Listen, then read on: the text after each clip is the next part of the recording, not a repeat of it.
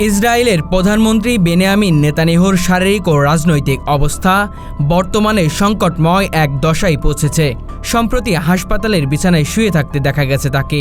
এ যেন এক প্রতীকী চিত্র, যেখানে শুধু একজন নেতার শারীরিক দুর্বলতাই নয়, বরং তার নেতৃত্বাধীন সরকারের নড়বড়ে অবস্থা চোখে আঙুল দিয়ে দেখিয়ে দিচ্ছে।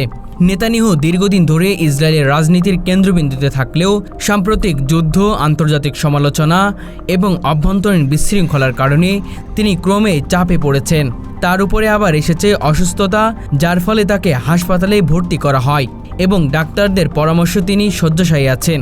এ অবস্থায় তার প্রশাসনিক কার্যক্রমও স্থবির হয়ে পড়েছে।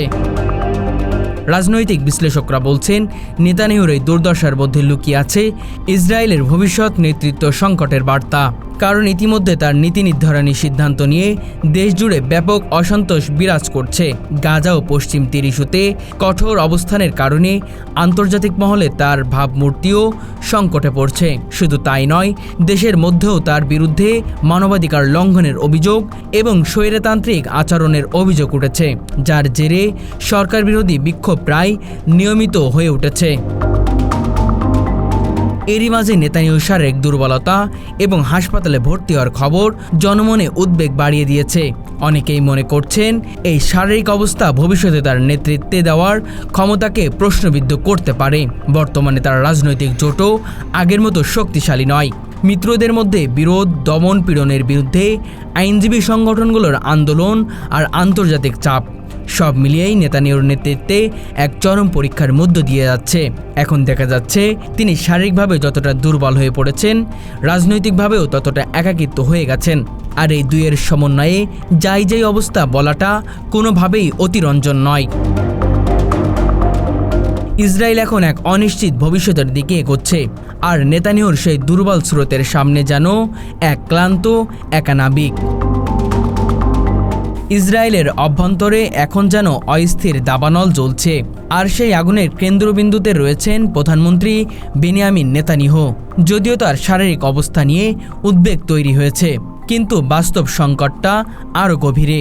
এটা রাজনৈতিক ও সামাজিক দুই পক্ষ থেকেই ব্যাপক। সেনাবাহিনীর একটি অংশ তার বিরুদ্ধে সরব হয়ে উঠেছে। সেনা কর্মকর্তারা অসন্তোষ প্রকাশ করছেন সরকার প্রধানের একচেটিয়া সিদ্ধান্তের বিরুদ্ধে। অন্যদিকে দেশের মূলধারার জনগণ ও বুদ্ধিজীবীদের একটা বড় অংশ তার সিদ্ধান্তগুলোকে গণতন্ত্র বিরোধী হিসেবে দেখছেন। এর ফলে দেশ জুড়ে আন্দোলন, প্রতিবাদ, উত্তাল পরিস্থিতি তৈরি হয়েছে। এই অবস্থায় হাসপাতালে তার বিছানায় শুয়ে থাকা যেন এক প্রতীকী হয়ে দাঁড়িয়েছেন।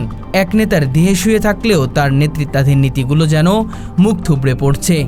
যুক্তরাষ্ট্র, যুক্তরাজ্য ও ইউরোপীয় ইউনিয়নের বেশ কয়েকটি গুরুত্বপূর্ণ বৈঠকে নেতানিয়াহুর অনুপস্থিত এবং কিছু ক্ষেত্রে আমন্ত্রণ না পাওয়া তার প্রশাসনের গ্রহণযোগ্যতা নিয়ে প্রশ্ন তুলছে।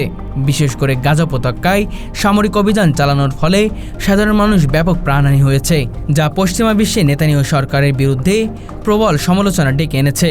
মানবাধিকার লঙ্ঘনের অভিযোগে আন্তর্জাতিক অপরাধ আদালত পর্যন্ত ইসরায়েলের নাম বিবেচনায় রেখেছে। এই পটভূমিতে নেতানিয়াহুর হাসপাতালে ভর্তির খবর এক নতুন মাত্রা যোগ করেছে।